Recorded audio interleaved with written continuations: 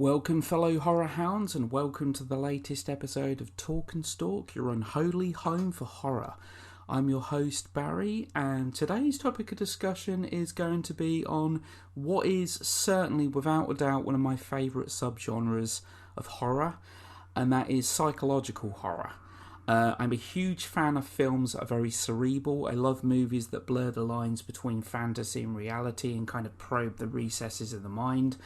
I feel like there's a lot of psychological horror films out there that really don't get enough attention. I think these films are very much kind of an acquired taste. Now, what I'm going to talk about today really are 5 psychological horror films which I feel as though maybe not enough people have seen. Now, there's going to be a couple of films in this top 5 that definitely, I'm sure, there's probably a lot of die-hard horror fans out there that have seen, but there's also some horror films I feel, there's certainly one on this list that I think is pretty obscure, and yeah, not a lot of people have even heard of, actually, let alone seen. Now, these are actually in no specific order, but these are 5 psychological horror films that I would actually recommend to anyone that's a fan of the genre. I'm not going to go into spoilers, so I'm going to try and keep this as short and sweet as possible. Okay.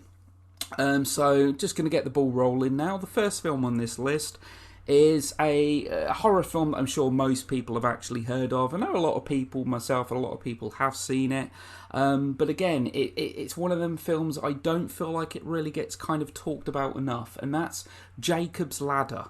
Released in 1990, directed by Adrian Lyne, who also directed big movies like Indecent Proposal. He directed Fatal Attraction.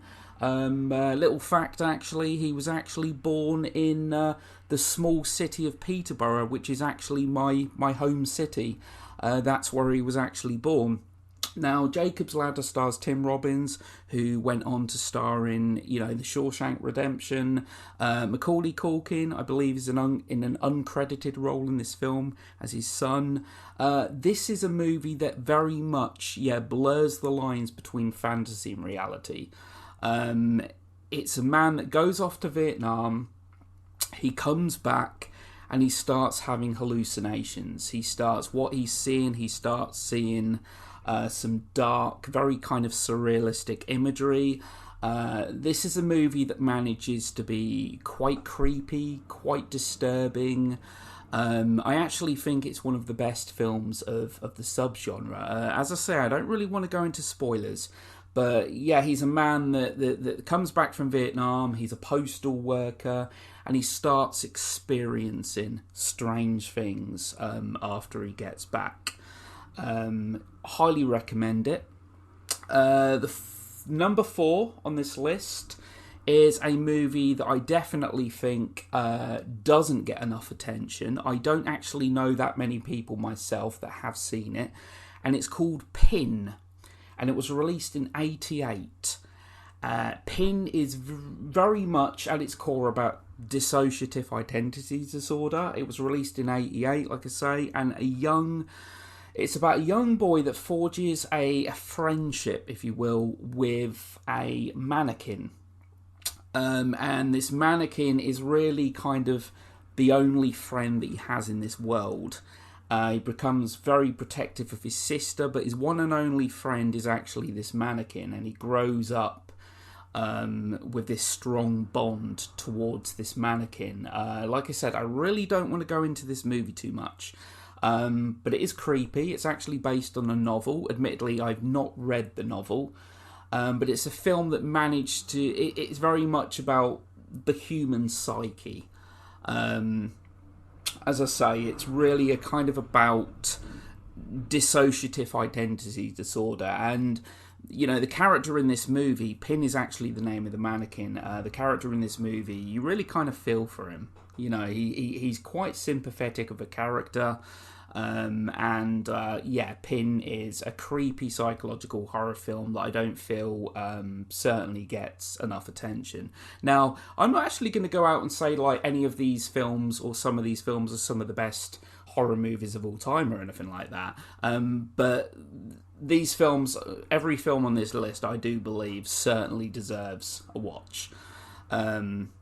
and probably deserve some more credit, some of these films. Now, number 3 on the list is Magic, released in 1978, directed by the one and only Richard Attenborough, and it actually stars Anthony Hopkins long before he took on the role of Hannibal Lecter.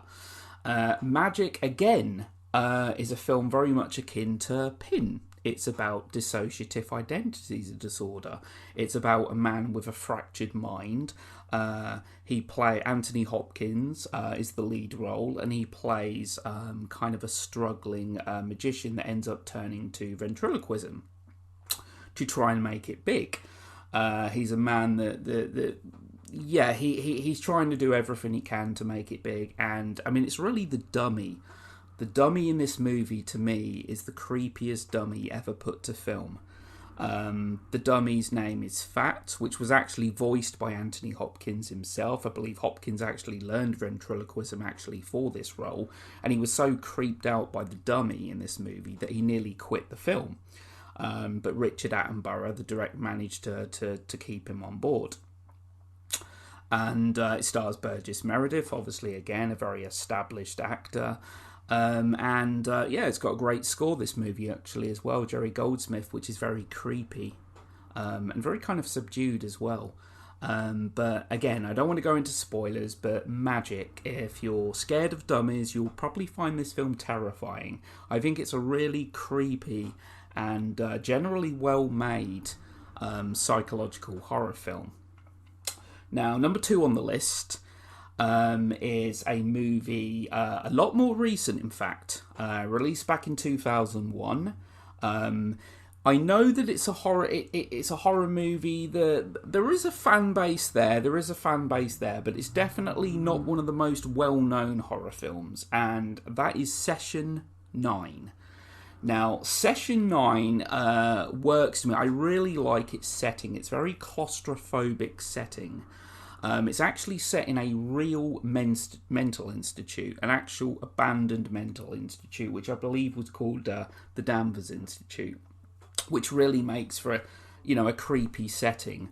It's about a group of people, a group of guys that actually go to renovate an old building, get rid of the asbestos, and they're working on this building. And this building itself is a mental institution, which I often find to make for very creepy settings in horror movies.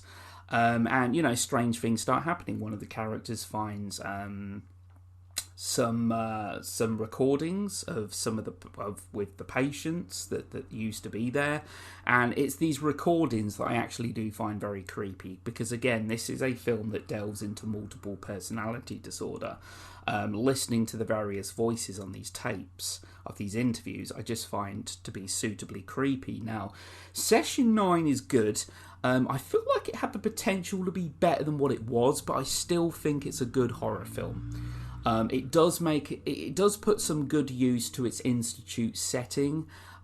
Again, I don't want to go into any kind of spoilers and talk about what happens, etc. But yeah, Session 9, like I said, real life institute to kind of give it a level of authenticity, if you will. And to me, it is a film that actually manages to be quite creepy. Now, number 1 on the list is actually one of my favourite psychological horror films of all time.